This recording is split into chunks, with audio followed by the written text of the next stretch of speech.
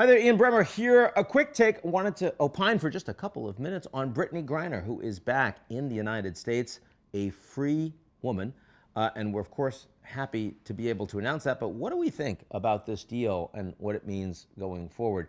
Of course, we're happy whenever an American citizen is released when they've been unjustly held, in this case, essentially hostage for 10 months by an authoritarian Russian government with no rule of law. Yes, she had committed a crime. She brought in some hashish that she was vaping with, and that was a very stupid act in Russia. But the idea that she was going to get 9 years in jail for it, no, absolutely not. This was, of course, the Russians making a point with an American celebrity and wanting to juice that orange for as much as they possibly could, and they did. They got Viktor Bout, who was called the Merchant of Death, certainly aging at this point, but has been held in the United States, one of the most notorious arms dealers in the world. Do I think this is a fair trade? No, of course I don't, because the Americans care about the lives of their citizens much more than the Russians do, and it's unacceptable that we should have to negotiate with Russia. On the other hand, I'm glad she's back.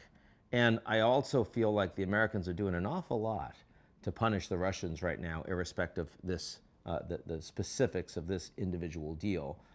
To wit, we're talking about massive military support for Ukraine, which is helping destroy the Russian arms space.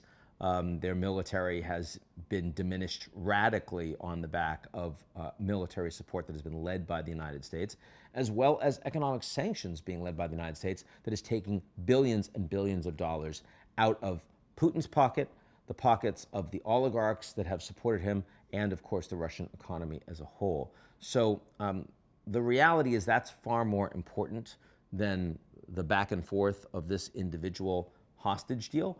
And the fact that an exchange has been made and the Americans now have a valued citizen back in the country is a good thing. Having said that, Paul Whelan is an American citizen who's now been in Russia for over 4 years, also illegally detained, a hostage, and he's not back, and we should not be happy about that. Biden clearly took longer on the Griner deal because he was trying to get Whelan freed as well. Did not happen. They're clearly disappointed about that. No one more than Whelan's own family. Also true, under 2 years of the Trump administration, there was interest from the State Department in securing Whelan's release. Did not happen. Wasn't a huge priority, and they weren't able to secure his release. And that is the story here. The fact that Putin is not just a war criminal in Ukraine, but also does not believe in the human rights of pretty much any citizens around the world, is indifferent and plays power politics whenever he has a small piece of leverage.